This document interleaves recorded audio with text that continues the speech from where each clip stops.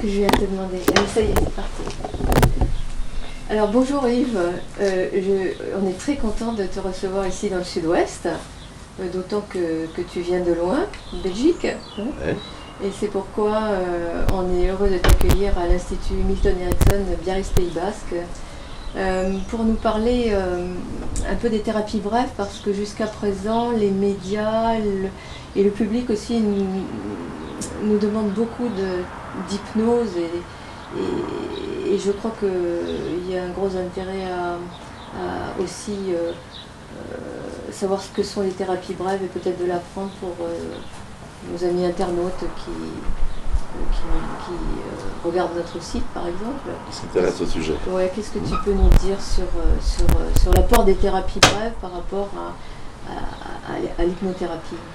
C'est une fécondation croisée, on peut dire qu'on est dans l'hypnose, on fait de la thérapie brève, c'est ce que croient beaucoup d'hypnothérapeutes qui ont suivi les travaux d'Erickson et qui suivent le travail dit stratégique d'Erickson. Et on peut le voir en sens inverse, c'est-à-dire que les thérapies brèves, puisqu'il y a différents courants qui s'unissent dans ce que nous appelons les thérapies brèves plurielles, utilisent l'hypnose ericksonienne plutôt formelle ou utilisent l'hypnose conversationnelle, donc beaucoup moins formelle, dans différentes étapes d'une thérapie. Que cette thérapie peut donner une vision un peu en hélicoptère, un peu en hauteur du point de départ qui est la souffrance actuelle du patient vers un objectif qu'on va définir. Une stratégie, c'est par définition une vision vers un objectif, et qu'à certains moments, on va utiliser ce fonctionnement un peu différent qui est plus naturel chez l'homme, qu'on appelle l'hypnose, et qu'on peut faire de façon plus ou moins formelle et déclarative, comme je l'ai dit tout à l'heure, et dans les dernières années, les dernières dizaines d'années, de moins en moins formelle, de plus en plus conversationnelle, pour aider la personne à non seulement à travailler du côté logique, conscient, volontaire, avec des efforts, mais à travailler de façon plus analogique, plus émotionnelle, plus globale, moins analytique, plus non-verbale, c'est-à-dire à utiliser ces deux moteurs, ce moteur gauche et droit, comme on dit métaphoriquement, ce moteur conscient et ce moteur inconscient, les deux aidant la personne à aller vers son objectif, quel qu'il soit et qui aura été défini entre-temps. Le danger étant de former des personnes à l'hypnose qui vont apprendre des choses très intéressantes sur l'hypnose, qui vont faire des copier-coller de ce qu'elles ont entendu et qui, sans avoir une stratégie, ces copier-coller n'iront pas loin. Alors que si cette vision globale utilise l'hypnose à différents moments pour aller encore mieux là où le patient veut aller, ça l'aidera effectivement à aller là où il veut, alors que si on n'a pas créé cette stratégie, cet objectif et cette vision et cette stratégie,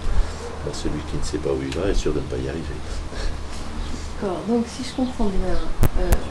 ce qu'on appelle les thérapies brèves, c'est quelque chose de plus global, de plus en amont, et qui comprend une stratégie, et en même temps, c'est un apprentissage, et ça s'apprend, il faut l'apprendre, c'est très structuré. Oui, c'est une façon, plusieurs façons qui sont différentes et complémentaires pour arriver à ce travail. Les principaux courants que nous utilisons, c'est au départ les thérapies systémiques de Palo Alto, brèves, et d'Erickson, et Erickson ayant beaucoup travaillé ensemble. On y ajoute des modèles importants comme les thérapies orientées vers les solutions, un autre modèle important comme les mouvements alternatifs, issus de l'EMDR, issu lui-même de Francine Shapiro, qui était une participante, une psychologue de l'école de Palo Alto, auquel on rajoute des choses que